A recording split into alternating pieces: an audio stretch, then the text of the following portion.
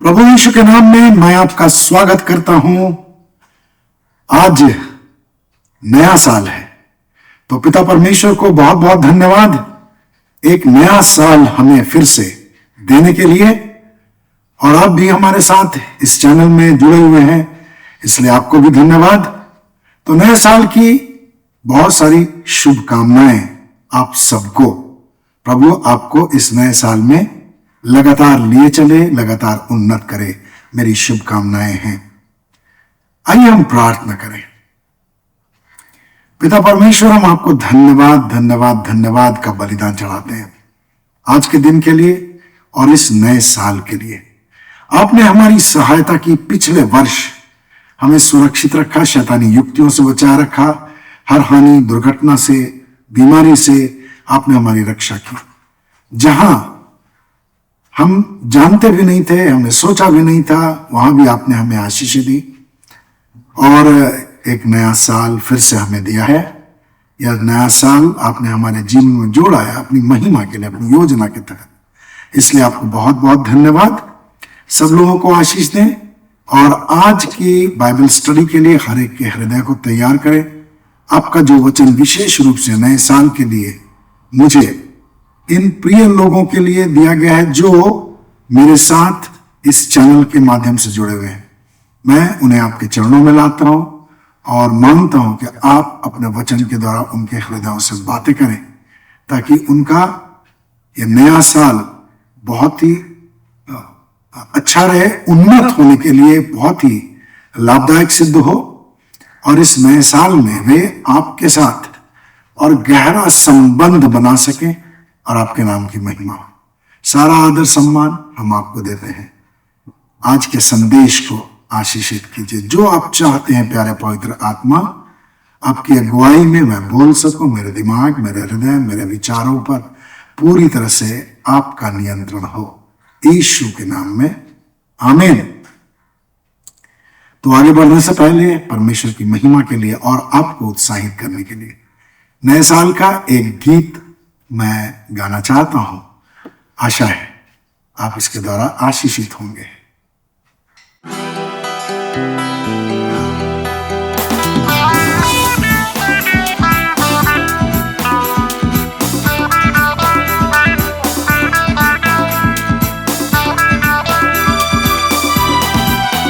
नए साल में निर्णय ले लो, साल में निर्णय ले लो, प्रभु के वचन पर चलोगे। नए साल में निश्चय कर लो, नए साल में निश्चय कर लो, क्रूस अपना उठाए चलोगे।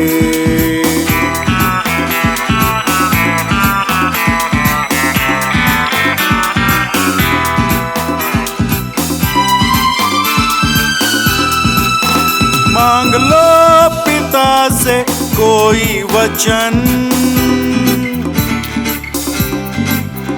मांग लो पिता से कोई वचन, लगाए रखना उस पर तुम अपना मन, लगाए रखना उस पर तुम अपना मन। नए साल में निश्चय कर लो, साल में निश्चय कर लो, क्रूस अपना उठाए चलोगे।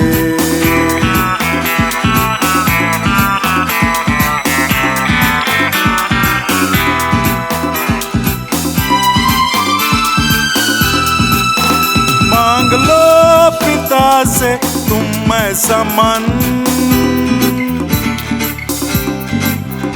मांग लो पिता से तुम ऐसा मन, जो स्वर्गीय बातों में रहे मगन, जो स्वर्गीय बातों में रहे मगन।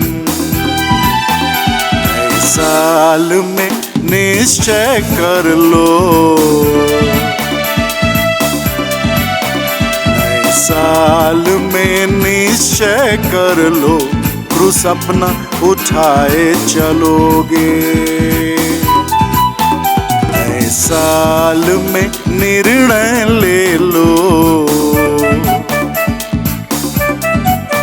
नए साल में निर्णय ले लो, प्रभु के वचन पर चलोगे। नए साल में निश्चय कर लो, नए साल में निश्चय कर लो, क्रूस अपना उठाए चलोगे।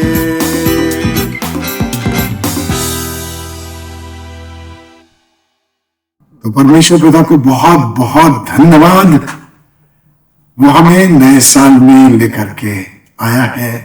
एक और नया साल उसने हमारे जीवन में जोड़ा है। कुछ लोग ये नया साल नहीं देख पाए, लेकिन हम और आप इस नए साल में हैं, इसलिए पिता को बहुत बहुत धन्यवाद। सारी महिमा उसी को मिले। समय पर पूरी तरह से परमेश्वर का ही नियंत्रण है। और मैं इस बात के लिए भजन संहिता 90:1-5 पढ़ना चाहता हूं। क्या लिखा है? हे प्रभु, तू पीढ़ी से पीढ़ी तक हमारा निवास स्थान बना हुआ है। इससे पूर्व की पर्वत उत्पन्न हुए या तूने पृथ्वी और जगत की सृष्टि की? हाँ, अनादिकाल से अनंत काल तक तू ही परमेश्वर है। तू मनुष्य को धूल में पुनः लौटा देता है और कहता है, हे मनुष्य की संतान, लौट जाओ, क्योंकि 1000 वर्ष तेरी दृष्टि में कल के दिन के समान हैं जो बीत गया, या जैसे रात का एक पहर। तू उन्हें बाढ़ की भांति बहा देता है। वे नींद के झोंके या भोर को उगने वाली घास के समान होते हैं। और दानियल ऐसा कहता है, जो हम दानियल 2 अध्याय 21वें पद में पाते हैं कि समयों और युगों को वही बदलता है। तो हमारा परमेश्वर समय और युगों को बदलने वाला है। समय पर पूरी तरह से उसी की पकड़ है। तो आज का जो विषय है वह है नया साल, नई आशा। हम आज ये समझने की कोशिश करेंगे कि किस प्रकार परमेश्वर पर आशा रखने वालों के लिए सारी बातें मिलकर के नई हो जाती हैं और उनकी आत्मिक उन्नति ऐसी हो जाती है कि वे भी कभी इस बात की कल्पना संभवतः नहीं कर पाए होंगे कि पहले क्या स्थिति थी और परमेश्वर पर आशा रखने के बाद क्या स्थिति हो जाती है। तो हमारे लिए भी ये बहुत अच्छी बात है कि हम जो कई बार बहुत तरह की समस्याओं से घिर जाते हैं, गलतियां कर बैठते हैं, हमसे पाप हो जाता है, हमें बाउंस बैक करना चाहिए, परमेश्वर पर आशा लगाए रखनी चाहिए, क्योंकि समय और युगों को वही बदलता है। पिछला साल बीत गया, हमसे बहुत गलतियां भी हुई होंगी, आपसे भी गलतियां हुई होंगी। कुछ खट्टा कुछ मीठा समय रहा होगा, खट्टी और मीठी यादें रही होंगी, कुछ कड़वी यादें रही होंगी, वे सब हमारे साथ जुड़ी हुई होंगी। लेकिन यदि हम परमेश्वर पर आशा रखते हैं तो हमारे लिए वे सारी बातें मिलकर के भलाई को उत्पन्न करने वाली हो जाएंगी, क्योंकि परमेश्वर हमारे जीवन में भलाई उत्पन्न करने वाला परमेश्वर है और वो सारी बातों के द्वारा हमारे जीवन में भलाई उत्पन्न कर सकता है। तो पवित्र आत्मा ने मुझे इस चैनल से जुड़े हुए लोगों के लिए जो वचन दिया है वह है यशायाह 40 उसका 30 और 31 पद मैं पढ़ना चाहता हूं। यानी का तरुण तो थकते और श्रमित हो जाते हैं और जवान ठोकर खाकर गिरते हैं, परंतु जो यहोवा की बाट जोहते हैं वे नया बल प्राप्त करते जाएंगे। वे उकाबों के समान पंख फैलाकर ऊंचाई पर उड़ेंगे। वे दौड़ेंगे और श्रमित ना होंगे, वे चलेंगे पर थकेंगे नहीं। तो आज हम बहुत ही सुंदर एक तुलनात्मक दृष्टिकोण अपने सामने देख रहे हैं। तरुण तो थकते हैं और श्रमित हो जाते हैं, जवान ठोकर खाकर गिर जाते हैं। युवा काल शक्ति से भरपूर होता है। सभी युवाओं के अंदर एक तरह का जोश होता है अपवाद को छोड़ करके, और जो खिलाड़ी नहीं होते हैं वे भी वृद्धजनों के मुकाबले, अधेड़ लोगों के मुकाबले ज्यादा सक्रियता से बहुत सारे काम कर सकते हैं। और खिलाड़ी तो दौड़ते भागते भी रह सकते हैं, लेकिन बाइबल बताती है कि तरुण तो थकते और श्रमित हो जाते हैं और जवान ठोकर खाकर गिर जाते हैं। जिनके शरीर में नया बल है, नई ताकत है जो परमेश्वर से प्राप्त होती है, वे युवा काल में भी लगातार परमेश्वर की महिमा के लिए दौड़ते भागते रह सकते हैं। और थकने पर परमेश्वर उन्हें बल देता है। लेकिन जब कोई सांसारिक व्यक्ति थक जाता है तो उसे ताकत देने वाली चीजें नहीं होती हैं।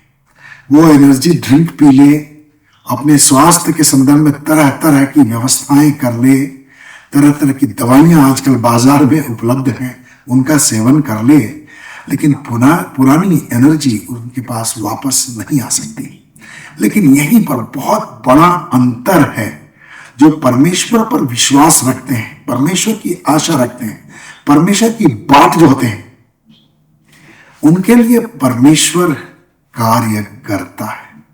तो कई लोग युवा काल में अपनी योग्यताओं का बहुत ही अच्छा उपयोग करते हैं, वे ऊर्जावान दिखाई देते हैं, लेकिन धीरे धीरे समय के थपेड़े के कारण जल की धारा जैसे बहुत सारी वस्तुओं को अपने साथ बहाती जाती है, वैसे ही उनको भी बहा ले जाती है। और समय रूपी जल की धारा ऊर्जावान लोगों को भी धीरे धीरे करके निर्बल बना देती है।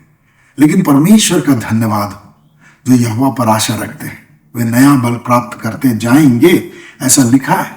और मैं भी अपने अनुभव से यही गवाही दे सकता हूं। आपने एप्स्टीन फाइल के विषय में जरूर सुना होगा, आजकल बहुत चर्चा है उसकी। यूट्यूब में बहुत सारे वीडियोस हैं, अखबारों में हैं बहुत सारे आर्टिकल्स। तो एप्स्टीन फाइल के बारे में आप जान सकते हैं यह क्या चीज है।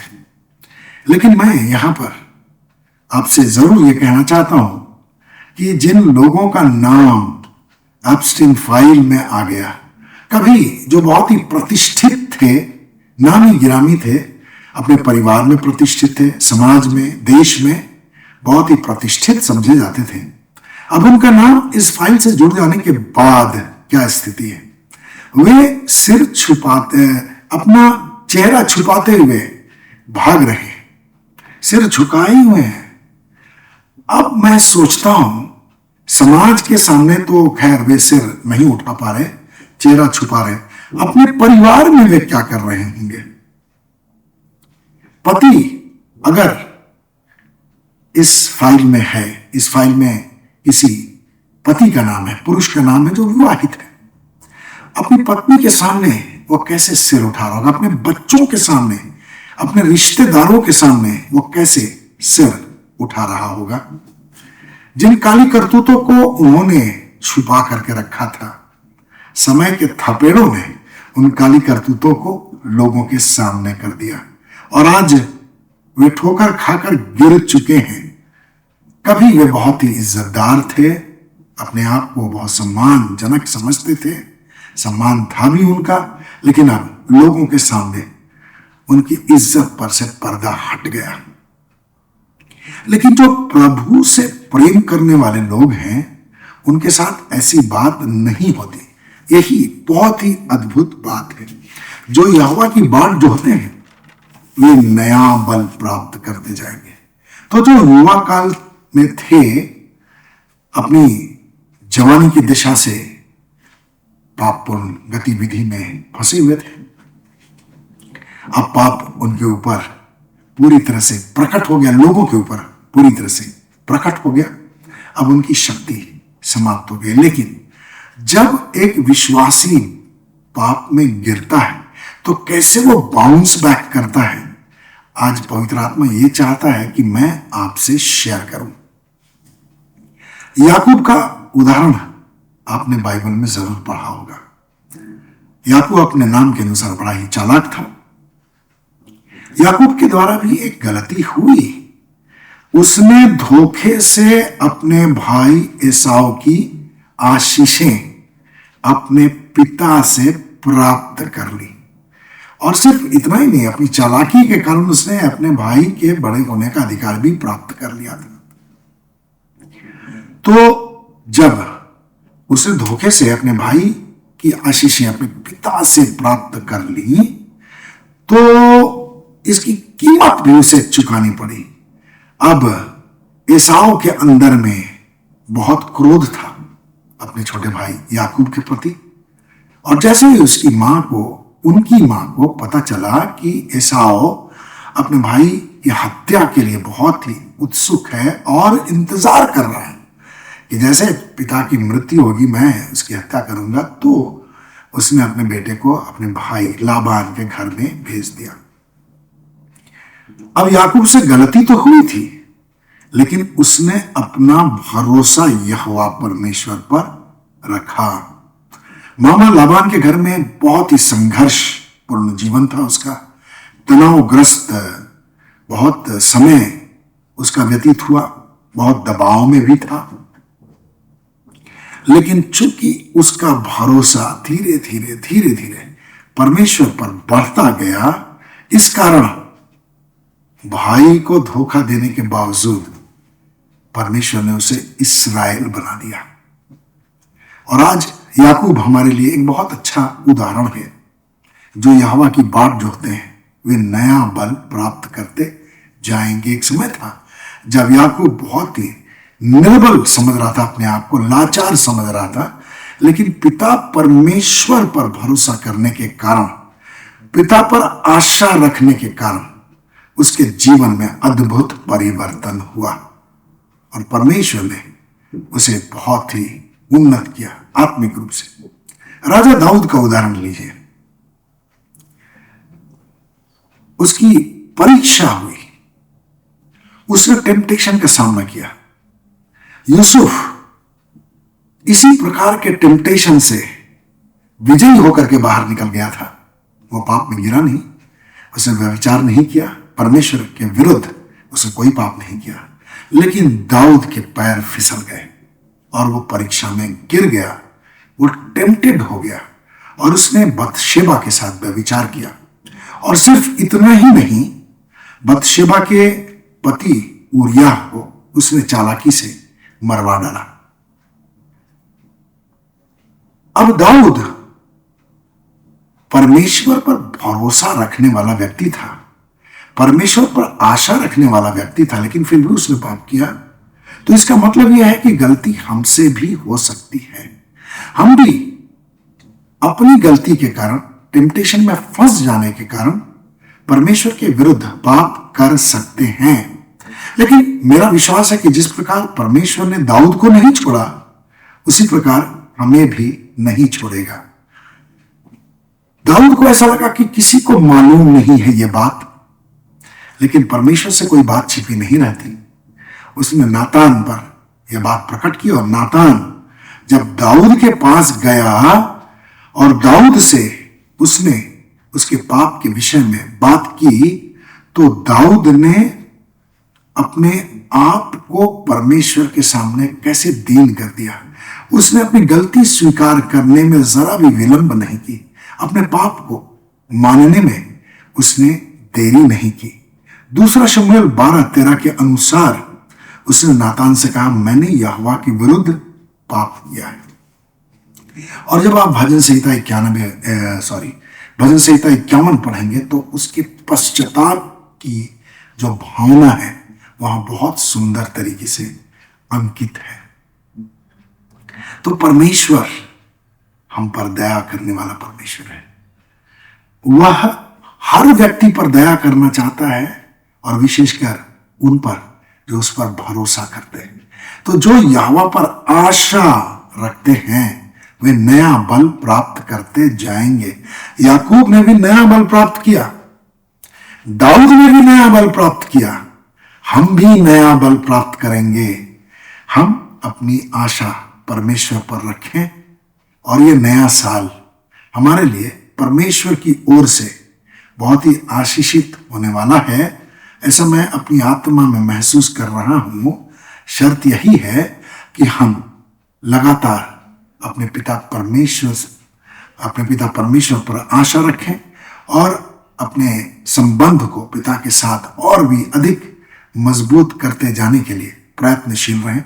गलतियां हो सकती हैं, हम पाप में गिर सकते हैं, लेकिन हमें फिर से बाउंस बैक करके ये कहते हुए कि मैंने यहोवा परमेश्वर के विरुद्ध पाप किया है, अपने संबंध को फिर से रिस्टोर करना चाहिए और इस तरह परमेश्वर के प्रेम में हमें आगे बढ़ते जाना चाहिए।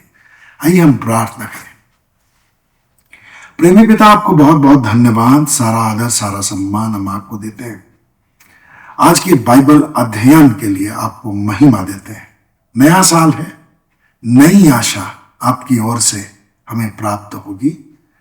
हम उन लोगों को आपके हाथ में सौंपते हैं जो किसी कारण से परेशानी में चल रहे हैं, निराशा में चल रहे हैं, गलतियां हुई हो सकती हैं, लेकिन उनको भी हम आपके हाथ में सौंपते हैं।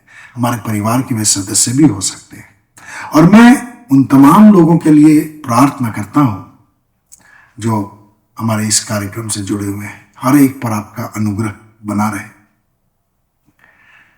2025वां वर्ष निराशा में भी हो सकता है कि खत्म हुआ हो, तो जिन लोगों के अंदर में निराशा रही हो उन पर दया कीजिए और उनके अंदर आशा का नया संचार होने पाए। मैं आग्रह करता हूं कि सारे के सारे लोग आशा से भरपूर होकर के इस नए साल में आगे बढ़ते चले जाएं। यह वर्ष कुछ समय के बाद फिर से पुराना हो जाएगा, लेकिन जो आप पर आशा रखते हैं उनकी आशा कभी पुरानी नहीं होगी। वे नया बल प्राप्त करते जाएंगे। यह हमारे लिए कितनी बड़ी बात है। संसार के लोग थक कर हार जाते हैं, लेकिन आप हमें थकने नहीं देते, नया बल हमें प्रदान करते हैं। मैं अपने सभी दर्शकों के लिए यही चाहता हूं। मेरे प्यारे पिता, इन पर दया कीजिए, तरस खाइए, और जब भी किसी मुसीबत या परेशानी में फंसे या किसी पाप में गिरे, आप अपना सामर्थ्य हाथ बढ़ा करके इनकी रक्षा कीजिएगा, इनकी अगुवाई कीजिए, नया बल दीजिए और रिस्टोर कीजिए, सुदृढ़ कीजिए। मैं यीशु के नाम से मांगता हूं। सब लोगों पर आपका अनुग्रह बना रहे। मेरा निवेदन है प्रभु यीशु के नाम में, यह वर्ष सब लोगों के लिए आशीष में ठहरे। प्रार्थना सुनिए और दया से स्वर्ग राज्य में ग्रहण कीजिए, प्रभु यीशु मसीह के नाम में, आमीन। तो आप लोगों को बहुत बहुत धन्यवाद। फिर से नया साल मुबारक हो। मेरी शुभकामनाएं, हमारे मिनिस्ट्री के लोगों की शुभकामनाएं आपके साथ जुड़ी हुई हैं। प्रभु आपको बहुत आयत की आशीष दे। तो हमारे कार्यक्रम से लगातार जुड़े रहिए, जिस प्रकार आप पिछले वर्ष जुड़े रहे, इस साल भी जुड़े रहिए। और अगर आपने सब्सक्राइब नहीं किया है तो आप सब्सक्राइब कर दीजिए। आप लाइक भी कीजिए, क्योंकि आपके लाइक करने से परमेश्वर को महिमा मिलेगी और परमेश्वर का काम थोड़ा और आगे जाएगा। और अगर आपको आज की बाइबल स्टडी अच्छी लगी तो आप इसे अपने प्रिय लोगों के साथ शेयर कीजिए।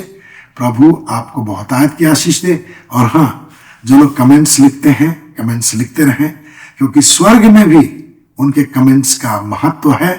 और जब वे प्रभु के पास जाएंगे तो इस बात के लिए भी उनको प्रभु पुरस्कृत करने जा रहा है। तो प्रभु आपको आशीष दे। Hallelujah, praise the Lord.